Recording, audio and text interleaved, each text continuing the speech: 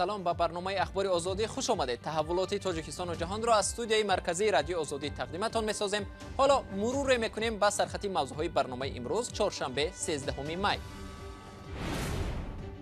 کووید 19 کوچه‌های دوشنبه را کم‌آدم کرد، ولی بعضی ساکنان سالخورده رژه گوشه‌نشینی را با دل ناخواهم پذیرفتند.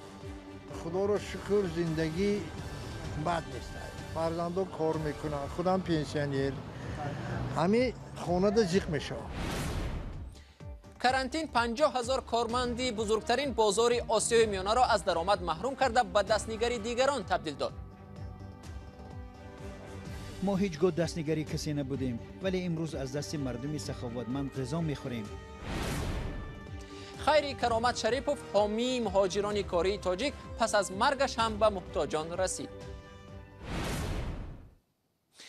وزارت تندرستی اعلان کرد که در شبانه روز گذشته در تاجیکستان 68 کسی دیگر به کرونا ویروس مبتلا شدند.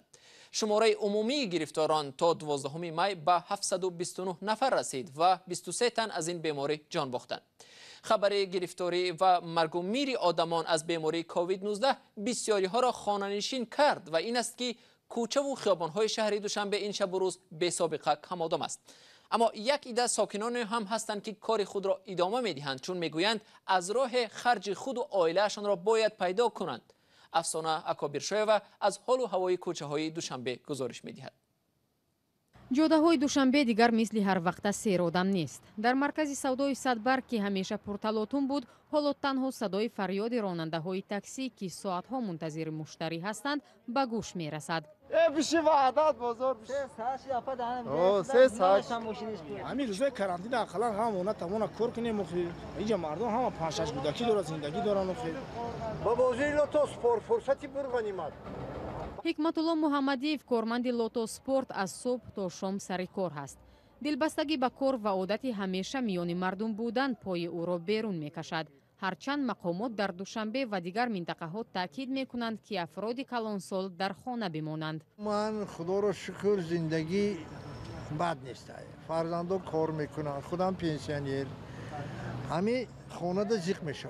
وضع کرونایی در شهر طلبات به کار نادر را زیاد کرده است. او به 50 سومانی اسپند می خرد و آن را در یک روز دود می کند. روزگارش را از این حساب پیش می برد. پیشتر وای بود مردم خیلی نمیکردند دود مثل اهمیت نمیدادند. پیام‌های خیلی که وای شدگی هم فیرود میکنند مثل میگن بین دود کنین میگه. یگانه مشکل در کار او این است که نمیتواند نقاب پوشد، ولی باور دارد که دود اسپند او و دیگران را ایمن نگاه می‌دارد.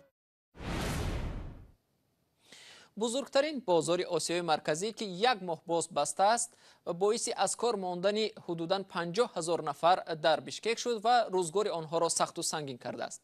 این افراد که قبل از خروج کووید 19 با کار در این بازار چرخی زندگی را میچرخاندند، حالا از گرسنگی و تنگ دستی اذیت میکشند. برخی از آنها در کنار کانتینرها برای بارکشی و گروهی هم در پرتابگاه‌های نزدیک به بازار پایتخت قرقیزستان زندگی میکنند. گزارشی تلویزیونی نستیا شوری مرا از بازار دردوی بشکک همکارم اسکندر خواجه میرزاده تقدیم میکند. داردوی بزرگترین بازار در آسیای مرکزی است که حالا روزهای دردناکی را پشت سر می کنند. در این بازار که در پایتخت قرقیزستان شهر بشکک واقع است، تا یک ماه پیش کار در جوش و مردم خیلی زیاد بود. در پی خروج پاندمی و یا بیماری همگیر سر از ماه اپریل بازار بسته شد و 50,000 کارمند آن در روبروی فاجعه قرار گرفتند. در وضعیتی قرار داریم که میخواهیم گریه کنیم. ما هیچگاه دستنگری کسی نبودیم. برای پیشبرد زندگی درآمد داشتیم، ولی امروز از دست مردم سخاوتمند غذا میخوریم. اما چیزی که آنها خیر میکنند فقط برای چند روز است. وقتی این مواد غذایی تمام شد چیکار میکنیم؟ من از مرگ بر اثر کرونا ویروس میترسم که از گرسنگی میمیریم. این بازار نه تنها برای تاجران بلکه برای شمار زیادی حمالان و راننده ها هم منبعی درآمد بود. اکثر آنها در پس کانتینرهای بازار برای خود منزل ساختند. همه ساکنان این محله در بازار کار میکنند. بعضیا سبزیجات میفروشند، دیگران عرابه میکشند و نفران باقی مانده حمالی میکنند. در اینجا کسی ثروتمند نیست. من شیرینی میفروختم، حالا بیکارم. ما از گوشه های گوناگون کشور هستیم. در اینجا در پشت کانتینرها زندگی میکنیم. هیچ کس هم نمیدوند که ما وجود داریم. مقامات محلی یک مرکزی را برای کمک به نیازمندان تشکیل نمودند که در آن اساساً اختیاریان کار میکنند. نازگل باتیه هم همراه با شوهر و 2 فرزندش در اینجا به سر میبرد. ولی آنها که مردی کار میباشند یک ماه باز یگان درآمدی ندارند و اساساً از حساب سخاوتمندان زندگی می‌کنند. 2 قوطی مکران باقی مانده است. یک چند قطره روغن هم داریم. این مواد باید تا آخر هفته برسد. در این منطقه کنار پرتوگاه نیز کارگران دیگری بازار به سر میبرند. در 15 سال اخیر در اینجا خانه‌های غیرقانونی زیاد ساخته شده است. ساکنان خودسرانه و با راه غیرقانونی برای خود خطی برق و آب گذراندند. در اینجا 560 خانه و یک باغچه کودکانه است. از زمان آغاز کرانتین آنها از یک سازمان خیروی از کره جنوبی کمک به دست میارند. آنها برای تمام ده غذا فرستادند. ما از آنها منت داریم. مقامات شهر چندان کمک نکرده است به ساکنان. صدها نفر در اینجا از حساب جمع آوری و فروش پرتوها درآمد به دست میارند. ولی درآمد از این کار هم در شرایط کرانتین ناچیز شده است. ما در اینجا مدتی طولانی زندگی داریم. در نزد پرتوگاه خانه ساختیم. بعضی ها 15-20 سال اینجا زندگی دارند. ما خانه ها را ساختیم اما حجت نداریم و مقامات میگوید خانه های ما غیر قانونی است و میتوانند ما را هر لحظه از اینجا بیرون کنند. بعضی آدمان در ساختمان و خواجگی‌های دهقانی کار میکنند ولی دیگران مثل این مردکاران در کنار راه جمع میشوند و انتظار کارفرما میمانند. ولی کار نیست. اگر بخت برای کسی خندد در یک روز از 5 تا 10 دلار کار میکنند.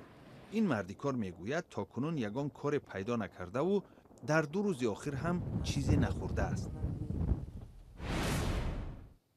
خیر پس از مرگ نزدیکان کرامت شریپوف رهبر جنبش مهاجران کره تاجیک کمک‌های خیریه‌ای که او 1 روز پیش از مرگش خریداری کرده بود و نیت داشت به ساکنان نادار یک بینای بلند آشیانه در دوشنبه خیر کند به نیازمندان دادند.